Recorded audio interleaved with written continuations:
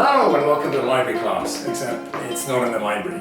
This is my home, and it does have books, and it does have a librarian in it, so it's as good as we're going to get. This week we're going to continue our work on Alexander Von Humboldt, but a guy like this needs a bigger title. Hold on. The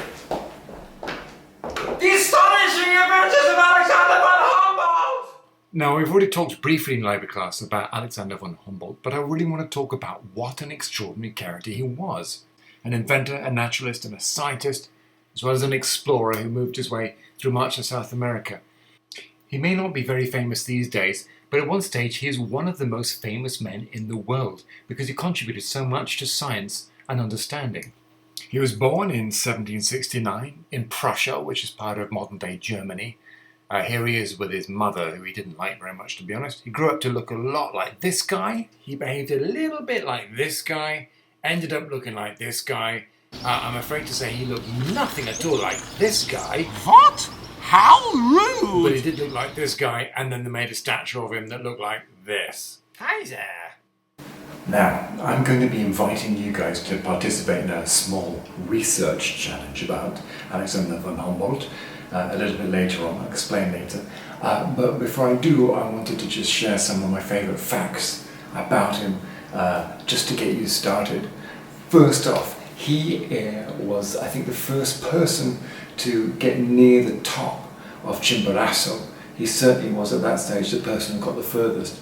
A lot of people believed, in fact most people believed at the time, that Chimborazo was the highest mountain on earth. They didn't know about Everest yet, and he got the furthest up there. He was at the highest elevation that anyone had ever been at. Secondly, when he met Napoleon, who many of you might know was himself one of the most famous men in the world at the time, Napoleon was jealous of Von Humboldt because he was so popular. I'm not jealous, I just don't like him. Another thing I find exciting about him is just how much he wrote. In the last 10 years of his life, he sat down to write down everything that he knew. He wanted to create a book about everything. And I think we mentioned it in library class. It's a 21-volume collection, huge, called Cosmos.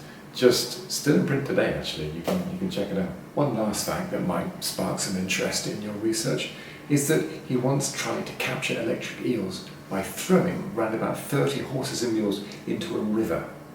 Now, I'm not going to tell you why. See if you can guess, see if you can research it, but it's a pretty extraordinary story. Now, what we have here is the one book we have on Alexander von Humboldt in the library. Although he does crop up all through our non-fiction section because he made contributions everywhere. This one you'll find in the scientific section in the 500s. But arguably, it could be in the biography section because it's a book about his life and about everything that he achieved. If I change the label, I'll let you know and you can find it there. I love this book for all sorts of reasons. One of which is it has copies of his own drawings that he made when he was on his adventures and on his travels. That later on, there's a monkey here, that later on he took to more professional artists who changed the drawings into, so I can find them, here we are, professional paintings so people could see more clearly what he discovered on all his travels. Now, the most exciting thing about this book is the descriptions of some of the adventures that he got up to. There's one I wanted to share with you very briefly, which is a description of him going up the Mount of Pichincha. Now, it's not as famous as his climb as Chimborazo, but it's still got an exciting moment in it that I want to share with you. Now, at the beginning of this section, he's just arrived in Quito. He's looking around the town, trying to find a local guide who's going to take him up the volcano. People don't know what to make of him. He looks a bit strange, he's wearing strange clothes they've never seen before, and he's asking a lot of questions. He eventually finds a guide, a man who by the name of Aldous, who agrees to take him up the volcano. And when they set off, there's actually a crowd of people from Quito who gather because they really don't think that they are necessarily going to make it back. All right. Here we go. Aldous and Von Humboldt climbed steadily. It was a treacherous ascent. The lava-encrusted slopes were covered with ice, and the fog grew thicker and thicker. It was as they were climbing into the heavens. As they neared the summit, the temperature plummeted, and they could feel rumblings within the rock, as if Pichincha had become aware of their presence. The local guide, Aldous, was beginning to grow nervous, and with good reason. He knew the terrain. They pulled themselves up and over a final ridge. Before them loomed the volcano's mouth, an awesome chasm with a circumference of at least a mile. It looked as if it could swallow the sun. The mountain trembled beneath their feet, and the crater belched smoke in sulphurous fumes. Suddenly Aldous cried out and sank chest deep into the snow. Pichincha had tricked them. Unwittingly, Aldous had passed the actual brink. Now he was suspended from an extension made only of snow and ice. He could feel the heat from the fires below, warming his feet. Von Humboldt lay flat on the ice and grasped his guide's arms.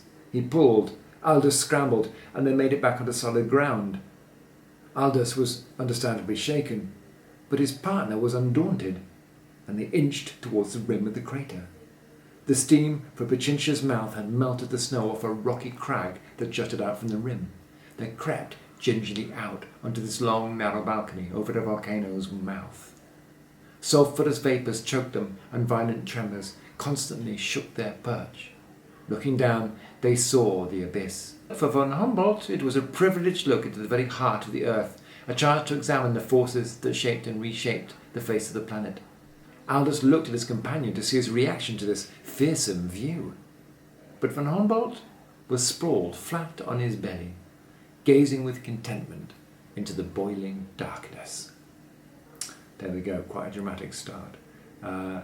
If you would like to borrow this book, as soon as you get back to the library, just come and see me and I'll pass it on to you. Now it's time to meet the man himself, Alexander von Humboldt. I do want to remind you, grade 3, because it's mostly grade 3 I think I'm talking to here. You did request an interview with him when we spoke about it in the library, so what you're about to see is entirely your own fault.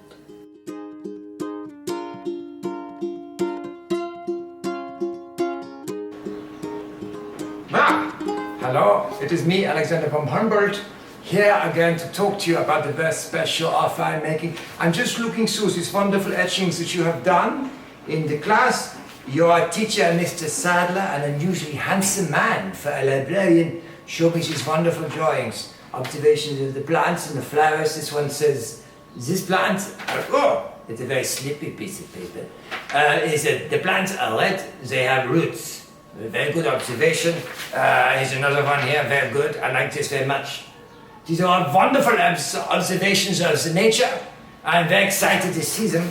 And Mr. Sadler tells me that you might have some questions for me, some interview questions. Well, I have an offer for you.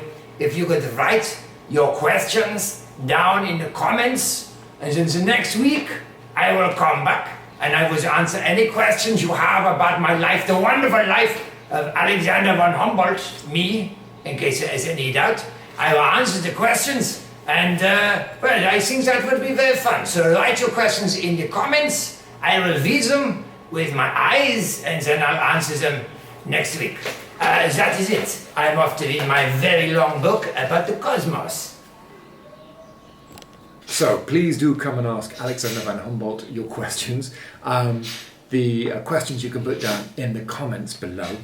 I will confess that he was famous for speaking 4 languages fluently, so it's unlikely that he actually had the accent that you heard. I don't think that's historically accurate. If you want some material and more information to help you form those questions, I'm going to give you 2 recommendations. One is a really great short YouTube video, an animated summary of all the things that von Humboldt did that made him famous and really should still keep him famous today. The other is a bit more in depth, so if you get excited by the subject, you can get in there and follow a 7-part series all about von Humboldt's life and contributions to human thought. The animated one is here, and the more in-depth one is here. If you want to subscribe to IAA Librarian videos, that's up here. All right, take care, stay safe, and I look forward to seeing you soon. Bye-bye. This is a surprising amount of work.